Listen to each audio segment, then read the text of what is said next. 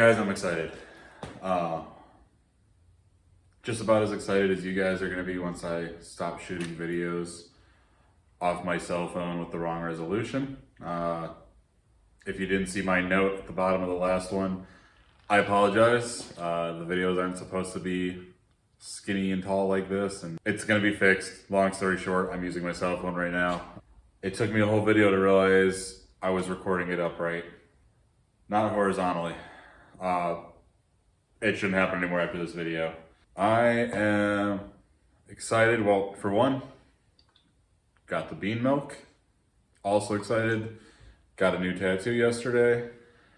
The most exciting part is that behind me is quite a few boxes,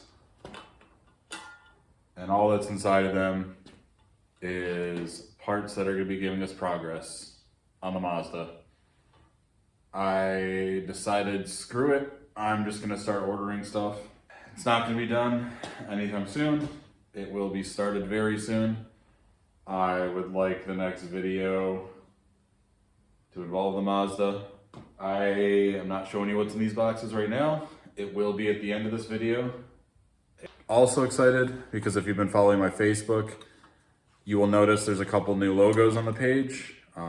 There's a logo involving a rendering of probably my favorite truck I've ever built. Don't own it anymore, but the blue S10. So if you can do the math on that, that means I am already further than I thought I was going to be on figuring out merch, whether it's shirts, stickers, whatever. I'm going to give a bigger update at the end of this, but enjoy the episode. It's another short one. It's also shot in the wrong resolution. I'm sorry. I'm not going to not make videos because I shot it wrong. I'm still going to put the videos out for you guys. We will only get better from here. So thanks for checking in. Enjoy the episode.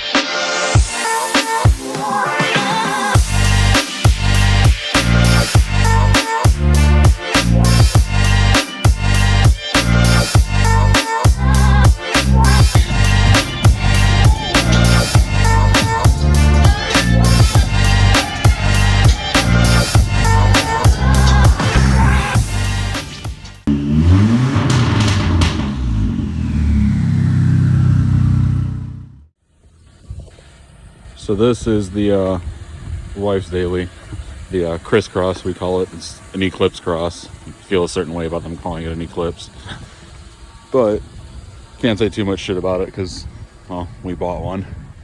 This is usually what it looks like. It's just our daily.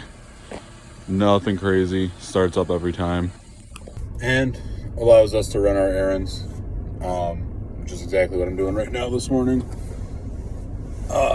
It's a 2020, so I mean, it's a nice newer car, and as far as I know, it still has a warranty on it. We haven't done anything to it, really.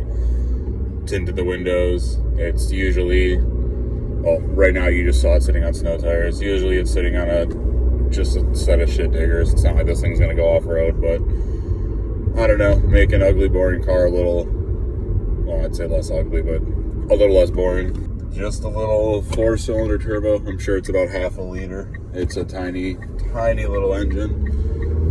But more importantly, it's just a nice, reliable daily that we're not tempted to do stuff to. Even this is still going to have stuff done to it. At some point, we're probably going to wrap it next year. It's black paint. It was a rental car before we got it. It gets driven a lot. I mean, it's a 2020 with... It's got 103,000 on it now. The car gets miles, but that's why we bought it. It's nothing fancy, has all the stuff we needed, plenty of room. Other than the vinyl wrap on it, I don't think we're really going to be doing much else to this. Once it needs suspension or something, I'm sure we'll either lift or lower it. We haven't done anything to it yet because we simply don't want to put money into this thing other than tires, brakes, and oil changes.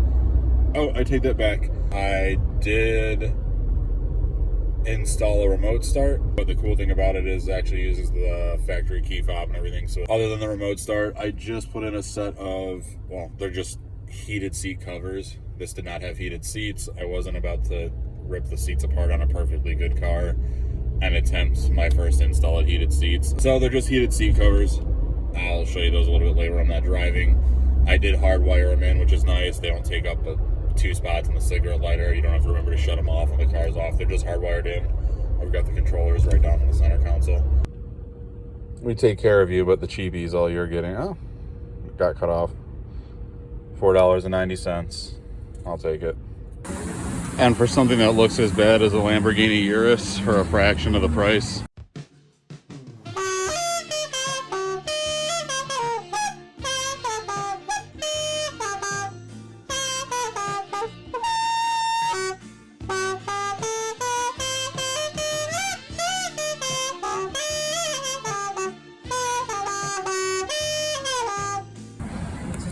I don't think we got too bad of a deal. Clean enough. Oh, he's gonna make fun of a Lamborghini from inside his Mitsubishi crossover that is probably the cheapest vehicle they make right now. If it, well, I don't know if they make this anymore. I don't know how many years they made this thing, if they still do. No one cares enough about it to know. Yeah, if you're butthurt about me making fun of a Lamborghini, you're on the wrong channel. Realistically, future plans for this are just drive it as long as we can, get our money's worth out of it, and by the time my stepson's old enough to drive, this is probably going to be what he's driving. It's been ran over by a garbage truck already. Not even joking. A garbage truck ran over the front end and one of the sides. It's already worth nothing. Between that and the fact that it was a rental car, it's got a bunch of scratches and stuff. We're never going to put money into repainting this. The car is not going to ever be worth much except a guaranteed runner to get us wherever we need to go. In another 4 years, whatever, when he starts driving, this will be fine for him to bounce off a couple other cars or hit whatever's laying in the road. And it served its purpose. Just that right there is going to be cheaper than even buying him a little beater to drive around or something. That or it's just going to get traded in towards my wife's next car, and we'll just get him exactly that, a little beater. Oh, heated seats. Now that the center console's a little cleaner, these little controllers right here are for the heated seat covers. I just hardwired them in. They work great. They work about as good as they need to for a car that never came with them. And if you haven't watched the other episode, this is all you get. Quick shot of the outside.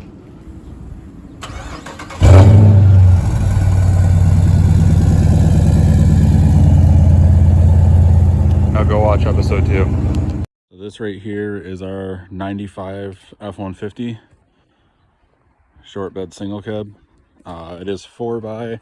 This was actually given to us by my wife's parents.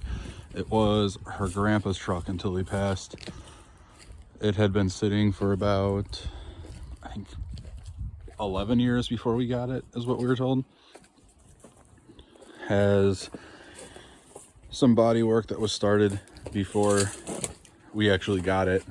It's going to be getting new fenders and finishing the body work up and stuff before it gets wrapped. It's definitely got a lot of miles on it.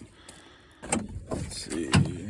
Oh, I need my key to find the mileage. I want to say it's over 300,000 miles on it. So far, I've got new carpet in here, some new seats, not brand new, but they're cleaner than what was in here. I have a new steering wheel over in the corner. Once again, not new, but in better condition than this one. It's gonna be getting a new headliner still. Dash is gonna be fixed up. Everything in here works. AC works, cruise control works, 4x works, the manual hubs up front work. It's actually a really, really good truck. It's a Southern truck, so it has almost no rust on this thing underneath it. I had my buddy Manny over at Midwest Tint and Vinyl do the chrome window tint on here. I'm trying to go with like an 80s, 90s feel on the truck like we did with the mini trucks. I can see it. A Carvin exhaust, custom bent up and welded for this thing. The truck will be vinyl wrapped. We're not sure what color yet. Something bright, more than likely. We do want to get a new front bumper Clean up the front end with some clear lens headlights. It's got a 3-inch lift on the front right now, not the correct lift.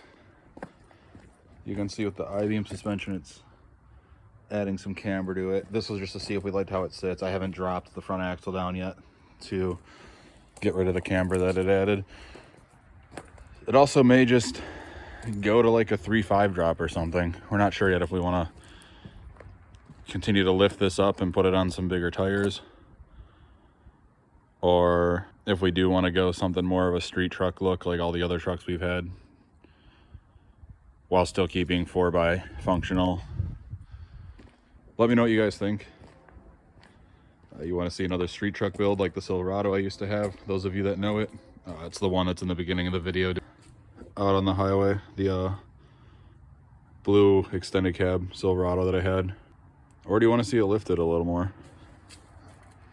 It won't be anything crazy, maybe another few inches of lift, 33s, 35s.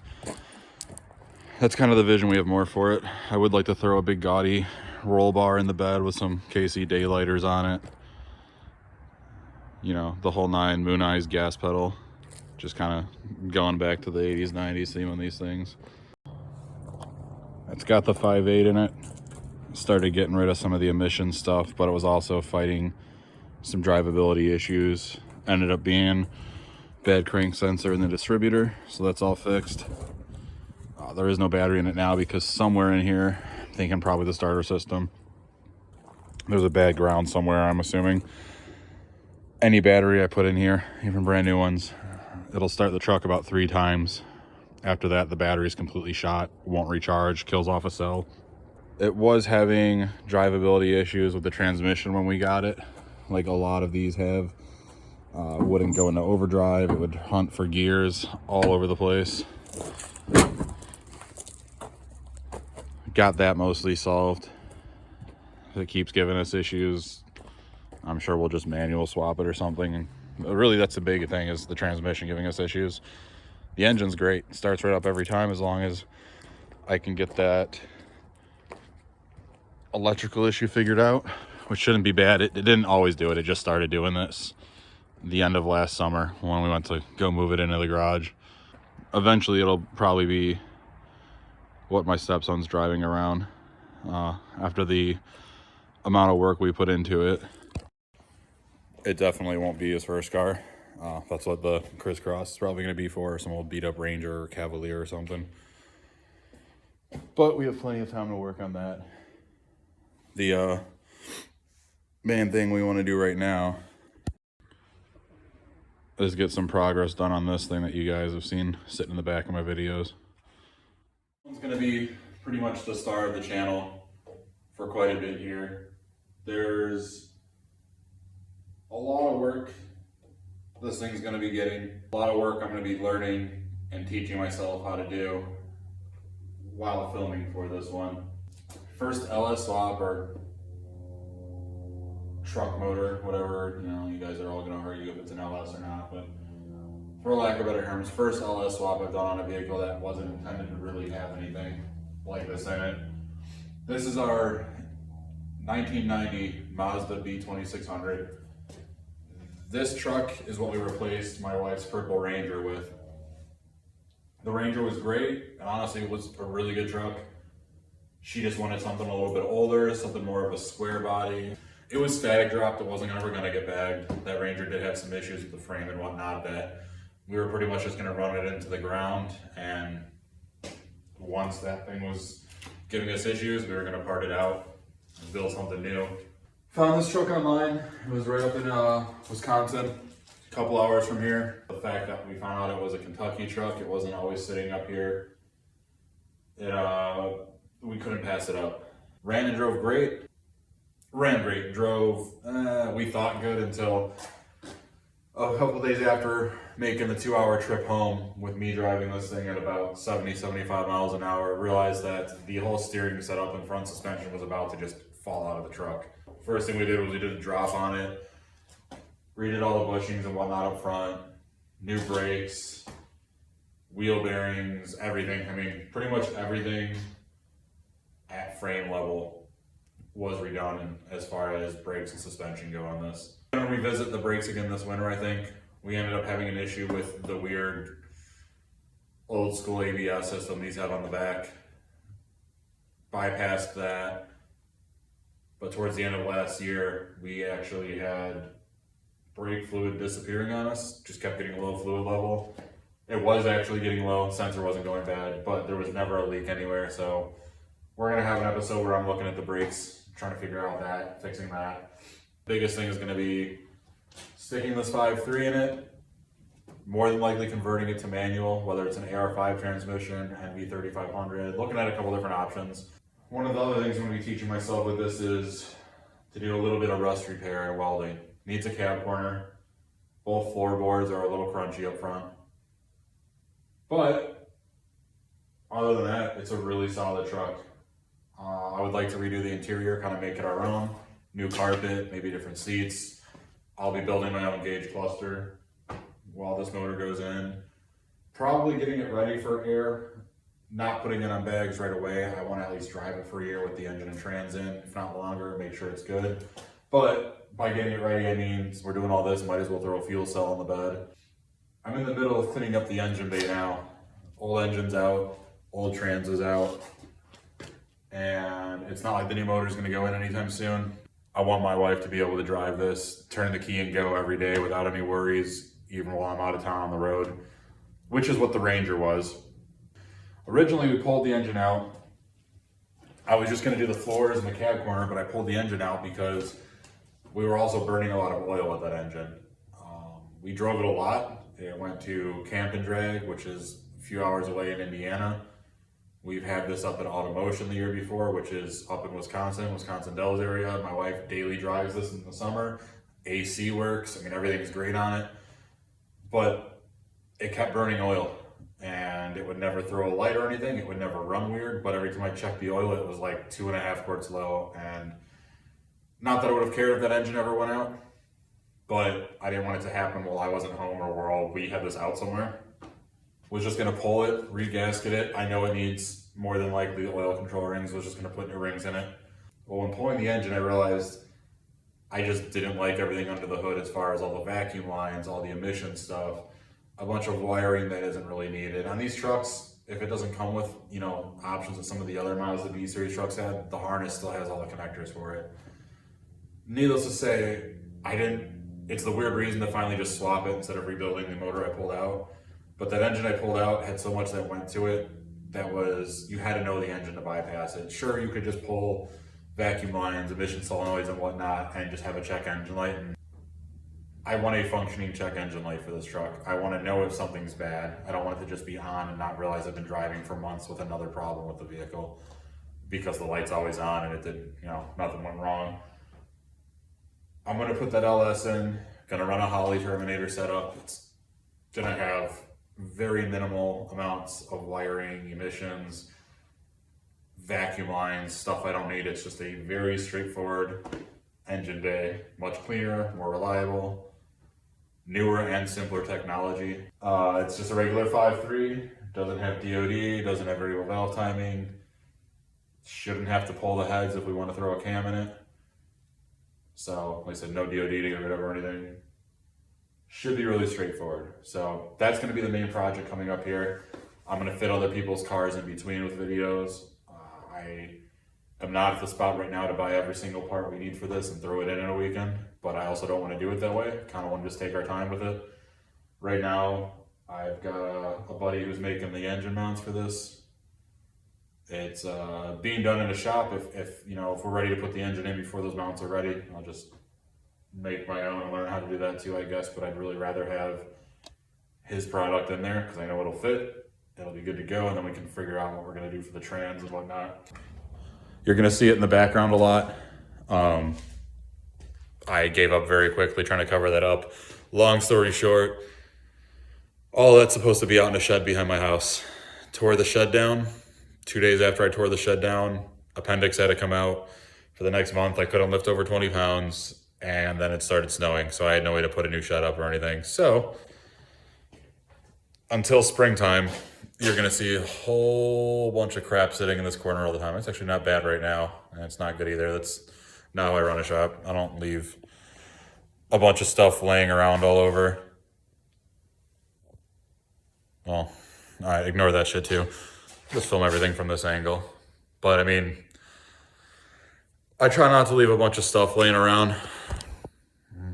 All right, that's all intentional. But my point being, bear with me. That's kind of why I haven't really done a tour of the shop yet. I mean, there's not a whole lot to see. It's a 3-car garage.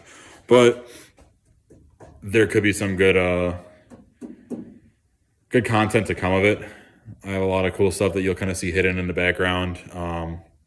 Can show some of the tools and stuff I have that not everyone might have or even know are a tool they need until they see what I have. But I'd rather have it be a little more presentable before we do that. Not that you're not going to see it in the background now, but I don't need to be reorganizing stuff as I try to explain to you guys what everything is. So if you couldn't tell after making it this far into the episode, it was once again shot on different days. What you're seeing right now was shot the same time as what you saw at the beginning of the episode. That is because I shot all the content for this last week and I've already had a lot of stuff happen. Good stuff happen. We've already moved along quite a bit. Probably wondering about those packages that I showed earlier. We're gonna open those up, talk a little bit about those, talk a little bit about what else is gonna come up that I may not have mentioned earlier in the segment. Depends how good I am with the editing. I may also be repeating myself, so please bear with me. Like I said, I'm working Monday through Friday. I edit from my hotel room after work when I'm on the road. Ideas and progress and stuff come up after, and then I try to edit it into something for you guys. So I may repeat myself a bit if I either don't catch it editing or I might have 2 good sections of footage that I want or need to use that may repeat themselves. So apologize for that.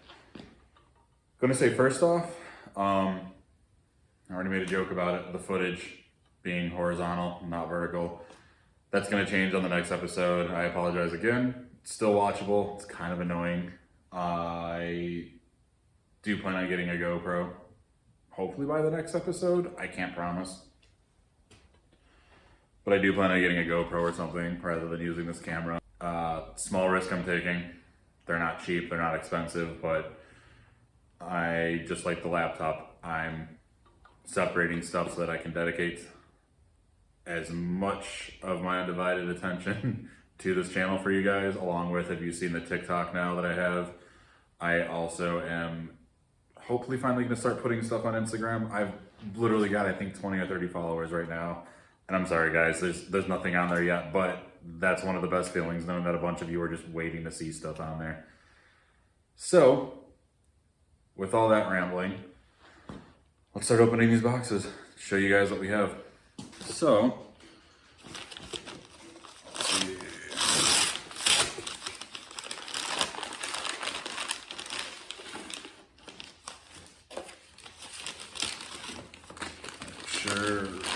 here.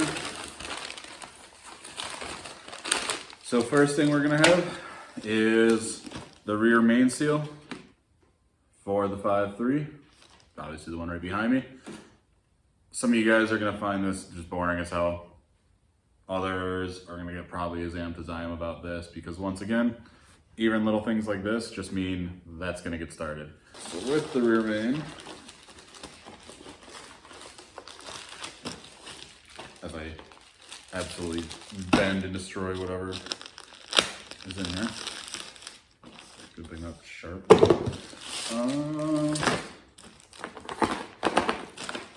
Oh, and that's open. I know it's not for me slicing it, but we are gonna have, okay, good. I was gonna say, it looks like a front main set, and I didn't see a front main, because it fell out. So, with the rear main set, why is that just didn't vacuum seal one side of this? So with that rear main that you saw me open, we have the front main, the front oil seal set, gasket set. Million names for it. It's gonna make sure nothing leaks out of the front of the engine when we build this and put it in. Actually can't think of what this one would be. I ordered all this stuff like last week, so I know what is probably in that big one right there, and I knew those were coming, but I don't remember what all these were, if I had to order stuff separate or if it's all coming with other accessories or whatnot.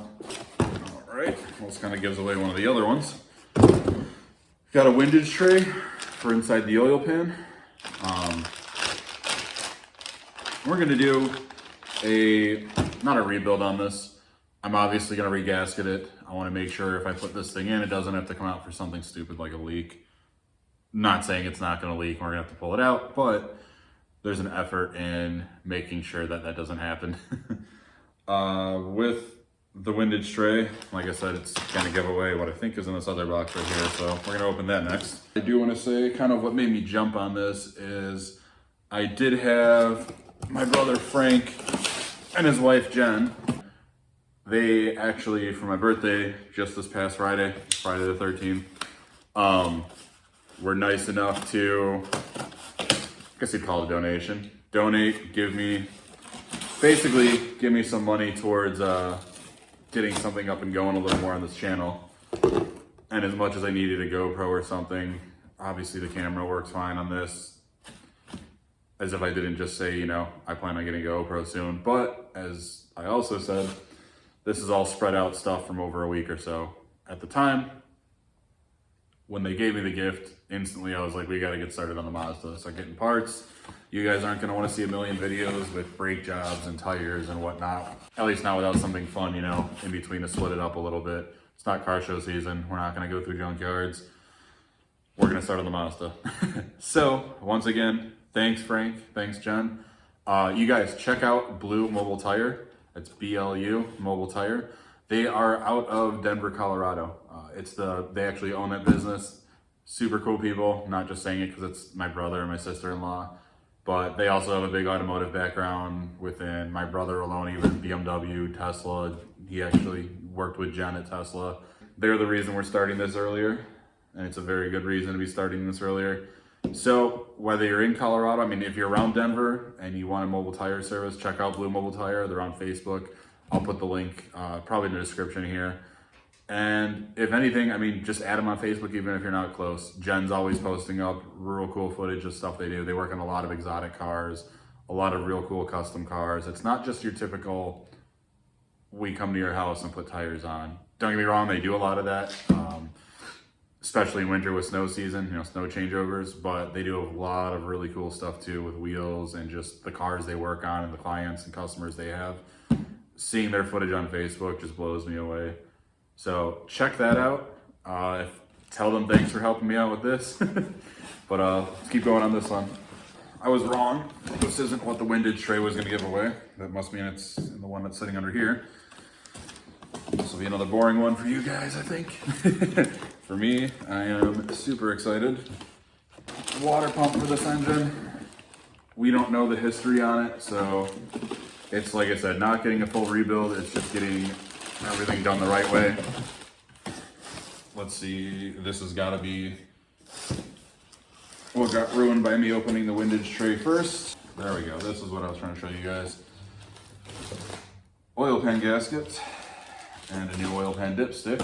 And a dipstick tube can only mean we've got a shallow sump oil pan, or it should be shallower. We'll see when I open this because there's a lot of different options. I don't want my oil pan hanging down below the truck. It's gonna be pretty low when said and done. So I picked up 302-3. There's a few different ones. There's a 302-2, a 302-1, a 302-3. They're all just different measurements on the pan. As you can see, put it like that. It's still rear sump like this as far back as we can, like the truck pan, which clears for like the cross member and stuff like that. But it is much shallower. It's gonna give me more ground clearance when this truck sits down on the ground. It looks like it gave me about maybe 5 to 7 inches more clearance, which is a huge gain, especially because that one should work with the mounts that Michael's designing for me. But I will take as much room as I can get. Yeah, we'll have to see how this goes. I got this from Lowstar. They just have them on Amazon. Had good reviews. The piece looked awesome. LS stuff is kind of dime a dozen now, especially with these truck motors. Everyone's doing swaps, so you do start seeing some cheaper stuff that may not be as good pop up, which is what I was worried about. But I mean, the quality on this looks awesome. We'll have to see how it goes once I set it all up and we start installing it and stuff like that. It does mention that you will have to modify the windage tray, so I'm gonna have to look up to see how that works. I wanna say these should be my intake manifold gaskets. There we go, just slice through the box with a knife that has gaskets in it more than likely. I'm sure that's good. These are gonna be our intake manifold gaskets. Don't know for sure what manifold I'm gonna run. I've talked to Ethan a bit on it, and he was recommending the Trailblazer SS manifold. I don't need anything crazy. We're not turboing this. It's mostly gonna be for clearance and also what flows better. But I really want to degrease and pressure wash that thing, and it's bugging the hell out of me that now it's, you can see my breath. It's bugging the hell out of me now that it's like 25, 30 degrees. Sure as hell can't run a pressure washer and clean that off before we start working on it. But as long as it gets cleaned off before we paint it when we're done, that's fine. So I don't want to finish this thing in a week or two and then have to wait another month until we can really clean it up and paint it and do all that. So I do have a lot of parts I have to order too. I still need to find out what exhaust manifolds I'm running. Still need to get the Terminator set up. My plan is to basically get this motor built and running and in the truck first, and then worry about the trans unless a good one comes across. But already have a bunch of parts to get started on this. Still have to make a teardown video, which we'll do. You guys will more than likely meet Ethan here soon, and probably do a little bit of a tour of his car also. So working on some merch. Working on getting a GoPro or something better to film on. And also, as of about 15-20 minutes before I started shooting this, I think I found an online storefront I want to use. What that means is you guys won't have to find me and send me money on Zelle or PayPal or anything like that to buy my stuff. I would like to just have a storefront with a checkout. You guys can use credit card, do whatever. All the orders will be organized. I still think a lot of this stuff is going to be set up on like a pre-order kind of thing where I take the orders before the clothes are made, at least for the first run, just because I don't have it in my back pocket to stock 50, 60 shirts in a couple different sizes and hoodies. And I sure as hell don't have enough followers yet to where there's even that many people that are going to see this, even if every single person bought one. So the first order is going to be a pre-order type style setup. I'll post up when I get more information on how I'm doing that. But stickers, I might just throw them up there right away. I'm probably just going to get it. Well, we'll talk about it later, but I'm probably just going to get a couple big stacks of different designs that I've got. Those I can throw on a shelf, and it doesn't matter what size you want or anything. If you want a sticker, you want a sticker. That's fine for overhead. But ideally, I'd like to have it to where I do have, let's say for one, if I have enough followers, I would like to have a bunch of clothing set up and ready to go. And that way, when you guys put an order in, I can just ship it out right away. So that's kind of the updates that have been going on now. I think the next video is going to be hopefully something to do with the Mazda again, whether it's teardown or what. I have my buddy Zach still, his Titan that we're going to lift. Also, like I said, I would like to make a video where you guys can see my brother-in-law's car, meet him. You're going to see him working on this with me. And those of you that have seen it on TikTok, I actually found one of my buddies. We go pretty far back. As Slop Talk or Slop Shop on YouTube. Check that out. It's great content. A lot of throwing LSs and stuff, kind of like what we're doing here. A lot of mechanic humor on there, and a lot of sketchy stuff too. Just look at Slop Talk, you'll see what I mean. If you want to see a lawnmower with a 4-cylinder Honda motorcycle engine in it, stuff like that. I don't want to give too much away. Just go check out Slop Talk. The reason I want to bring him up is he lives close to me again now. He's from Iowa. I'm in Northern Illinois. Now he lives up in Wisconsin, so not real close, but we've been in contact, and at the very least, I would like to probably have kind of like a Zoom call with him and record it for you guys. By no means am I really promoting his channel. I'm kind of too new, but I'm sure some of you guys will see it and love it. I also think some of the people that see his will like, checking this out. More importantly, we have a pretty good story about an engine swap we did about, man, I don't remember how long ago. I think it was in 2011. Real good story. It will make you guys laugh pretty hard, but I want him here for this, so we're gonna do it over like a call and just kind of have a short video on that. Other than that, that's about where we are right now. I really appreciate you guys checking in. Let me know if these shorter videos are doing it better for you guys than the long ones. Please, if by all means, like and subscribe. Look for me on TikTok, Facebook. Instagram's up if you want to find it. It's still blank right now. Maybe by the time I push this video out, I'll actually have some stuff. And yeah, we'll just go from there. We're going to be jumping on this soon, ordering more parts soon. Still have a couple other update things I don't really want to let out yet, but just follow me on some of these. You'll get, knowledge of it before anyone else. And until next time, thanks again. Take it easy, guys.